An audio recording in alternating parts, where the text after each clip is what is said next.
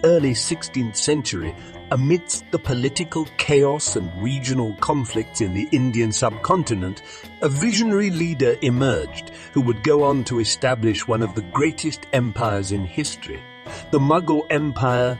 This is the story of Zaheer, Uddin Muhammad Babur, known as Babur, and his relentless pursuit to establish Mughal rule in India.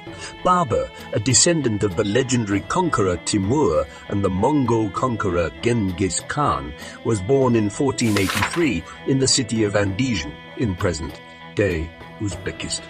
As a young prince, he inherited the small kingdom of Fergana in Central Asia. Babur was only 12 years old when he inherited the throne of Fergana after his father's Umar Shaikh Mirza II's untimely death. When Babur assumed the throne of Fergana, the first obstacle he encountered came from two of his uncles who were antagonistic towards his father and were attempting to thwart his succession, remove him from this position, and seize his lands. A different challenge was launched by a group of nobles who wished to install Jahangir Mirza, Babur's younger half-brother, on the throne of Fergana, with the aid of his maternal grandmother. Aisendolat Begum, Babur was able to maintain his throne despite these difficult obstacles.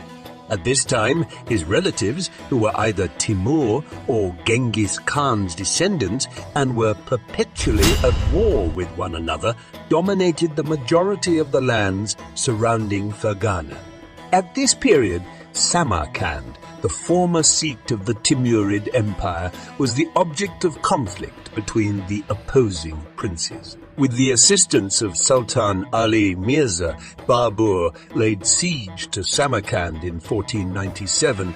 The city of Samarkand was taken by Babur and Ali Mirza's combined forces from Baisungha Mirza, Ali Mirza's older brother. This campaign was a major accomplishment for 15-year-old Babur.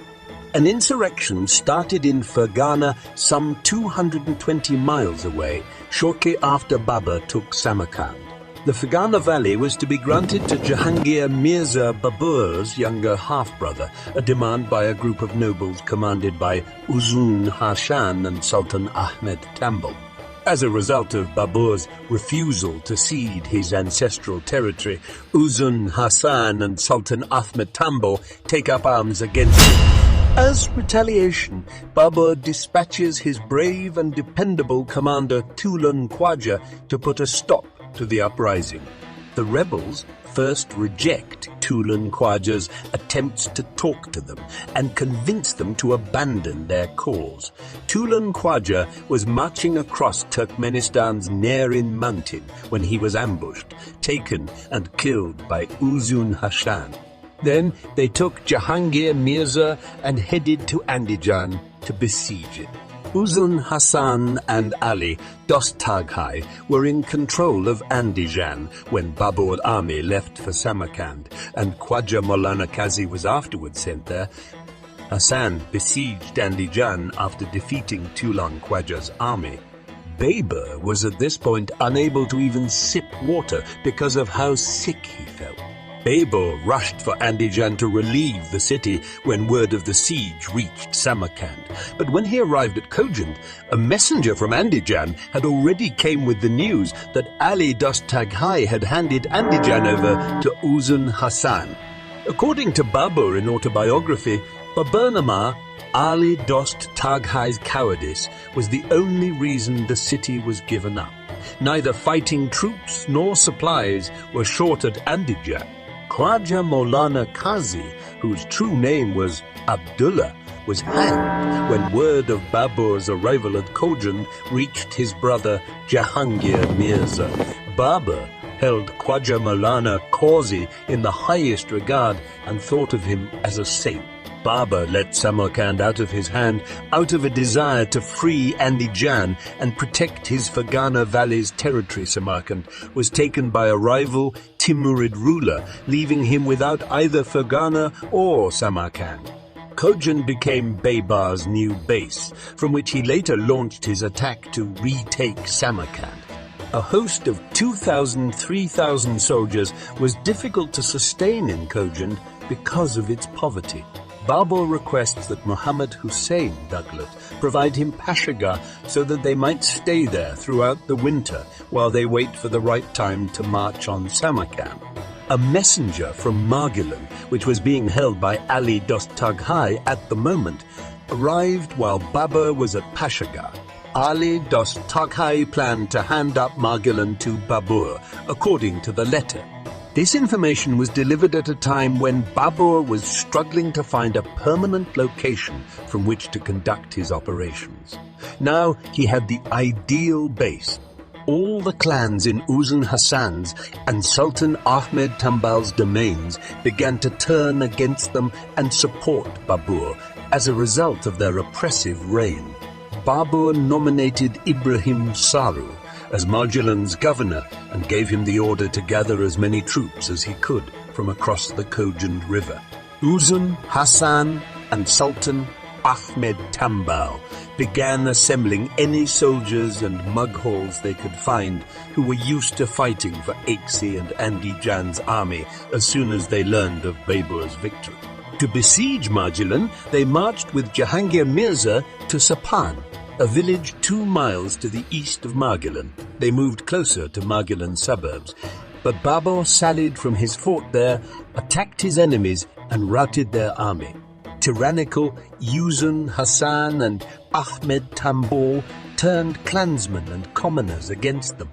Banda Ali Kukuldash and Ghazi Mangahit were dispatched from Tashkent to Margilan by Sultan Mahmud Khan Chagatai, who pledged to assist Babur.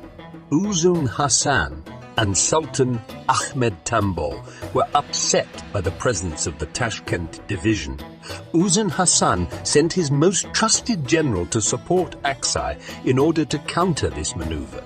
When Mughal Begs and Uddin Hassan's troops briefly clashed, Uddin Hassan's men were killed. Uddin Hassan and Sultan Ahmed Tambal's expectations were dashed by this information, and they fled to Andijan, which was held by Nasir Beg. After learning of the rebels' defeat, Nasir joined Babur's side, took control of Andijan, and dispatched an embassy to Babur. Babur, finally after 2 years of fighting and wandering the countryside, was able to recover his ancestral territory, Fergana Valley, in 1498. Sultan Ahmed Tambal Mirza and Jahangir Mirza fled to Osh, but soon after they arrived there, the locals of Osh pushed them out and took control of the fort, securing it for Babur.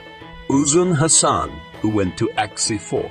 When Babur learned of this, he headed for Aksi Fort, leaving Uddin Hassan with no choice except to hand over the fort and negotiate conditions with Babur.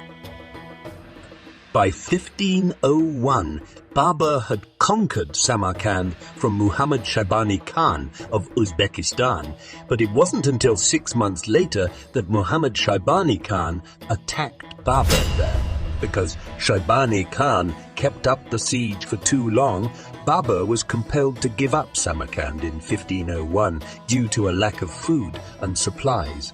Babur fled Samarkand with his mother and a group of about 100 soldiers, but he was compelled to surrender Shaybani Khan custody of his sister Khanzada Begum.